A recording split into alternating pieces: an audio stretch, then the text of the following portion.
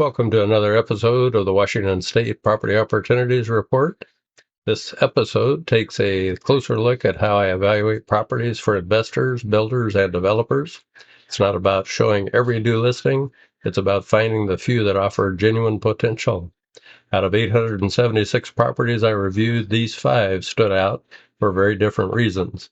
Some offer redevelopment opportunities, some have renovation potential, and one was selected specifically for a buyer with unique requirements. Along the way, I'll explain what I look for, the research process I use, and why some properties make the final list while many others do not. Let's get started. Reviewed 876 properties. The high opportunity candidates of those, we have 6. So let's take a look at it. This first property is in Shoreline, Washington. This property is a 1-bedroom, 1-bath, 1,080 square feet. It's on just under a quarter of an acre of land.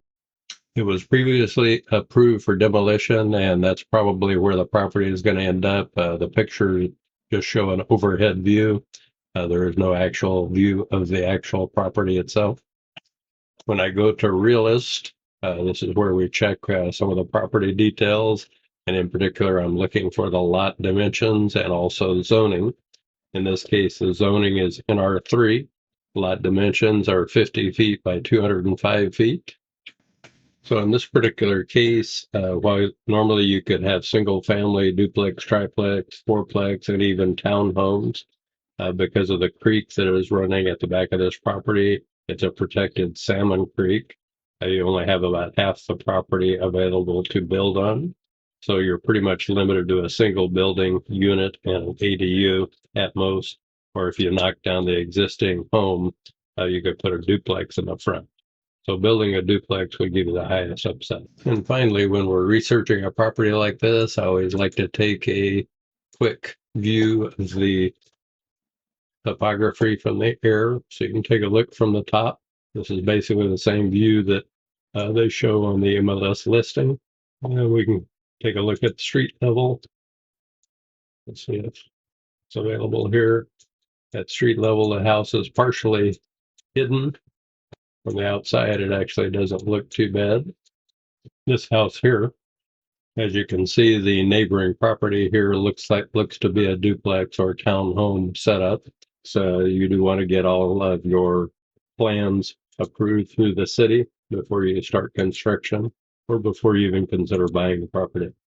So this property in Shoreline is $449,800.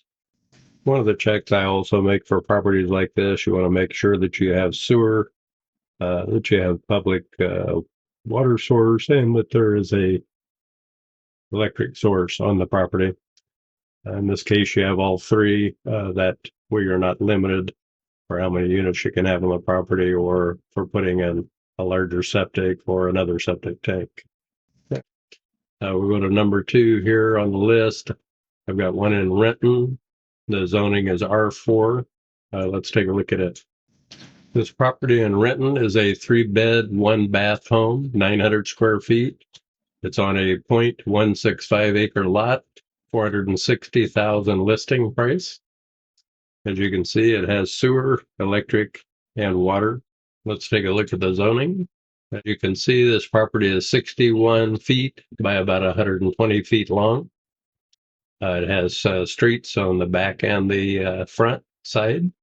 Zoning is R4. So this property is 7,200 square feet. Normally, R4 requires or can have up to 4 units per acre. However, in this particular area, you want to check the address or the parcel number. And in this case, via the parcel number, when I checked it, I can build up to 4 units on this property.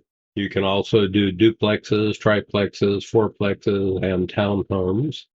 They call it stacked flats and courtyard apartments, or a primary home with up to 2 ADU units. So you have a lot of flexibility with this particular property. So in this case, you can actually build up to 4 townhomes on the property. In an area, if you want to designate 2 units as affordable housing for the next 50 years, you could actually build 6 units on the property and have 2 of them be affordable housing. Also, if you were within a quarter of a mile of transit, you would also be able to build 6 units on the property. This is all based on the zoning specifications for the city of Renton. You'll have to bring your project to the local city planning department. And finally, let's take a look at the property map for this. Try the other side of the property.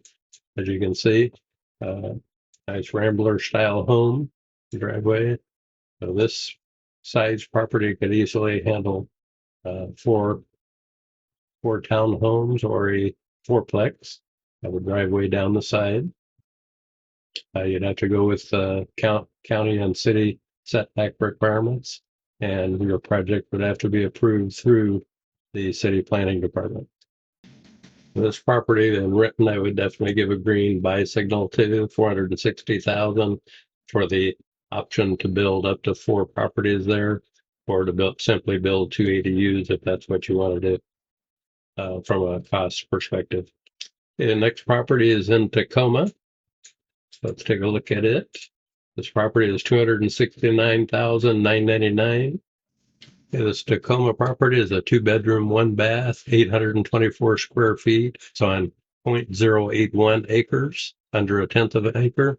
It's going for $259,999, so it's $20,000 down from the original listed price. Sold as is, no seller financing. This property on its face would be a fixer inside. Literally, the walls would have to be sheetrocked and repainted, and the floors, new floors and new appliances, the whole bit. As you can see, sewer connected. It's on public water source, and it has electricity. Let's take a look at the zoning. Let's check out the zoning for this property. 2-bedroom, 1-bath, 824 square feet. It's on a 35-foot wide by 130 feet long. So that's 35 feet wide, 103 feet long. It looks like it's a corner lot. Looks like it has streets basically on 3 sides. Zoning is SFR, land use. We'll have to check it by address or parcel number. It actually says Tacoma as in TAC zoning. For this Tacoma property, the primary upside for it, it's zoned, it actually is zoned commercial C1. So you could have a commercial business here. You could also have a duplex here, and it would basically be one or the other. You could have a single family home with a business in it. You could build a townhome with a business, for instance, at the ground floor. From the size of the lot, primarily, you're pretty much limited to a duplex or a business footprint would be the two most economical, and that would still require tearing down the existing building. So one last point I would make for this property is the assessed land value is $207,100, and you're paying $269,000. You're paying $259,999 for the property. It's a great buy. And at that price, if you could put a duplex on it, you'd have quite a bit of upside. If you could put even a business there, a single family home with a business in the bottom level, or however you wanted to build it. Look at the lot, because this is a corner lot. It'd be easy to have a business here. You can't beat it for the price. So this property I would still put down as a green, because you can basically convert a very small footprint Rambler into a duplex or a business that would go with this neighborhood. It could be an office style business or something similar, but it would have to be approved by the city. Okay, this next property is Rainier, 12.54 acre off-grid build. So we'll take a look at it. It's $459,000. This particular property is raw land in Rainier, Washington. 458,000 sounds like a great deal for 12.5 acres, but it literally has no electricity, no water, no sewer. And so this property has septic. It has an individual well, and the energy source in this case is propane or wood. There is no electricity. So when they say off-grid, we're talking solar if you wanted to put in electrical panels. Having looked at the inside of the home, I would say this is definitely a fixer. This is a property that would possibly be a good vacation property to own.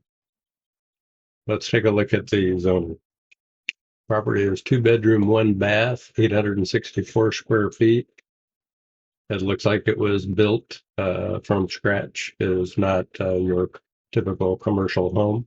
Property is zoned RR1/5.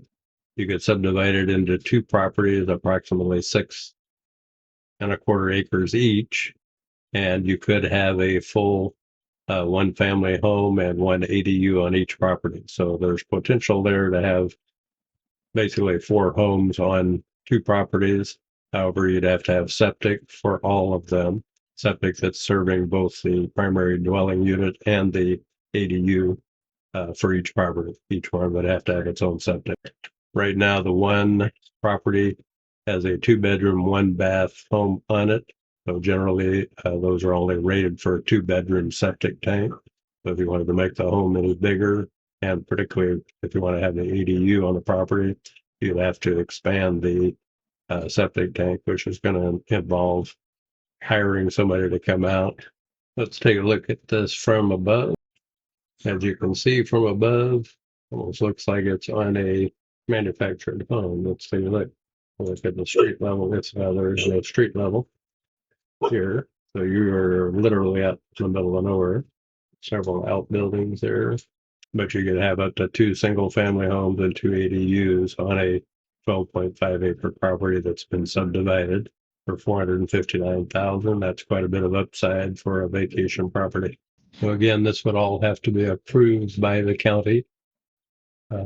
As far as the building subdividing number 1, building 2 family homes and 2 ADUs, or upgrading the 1 family home inside and building another ADU on the property.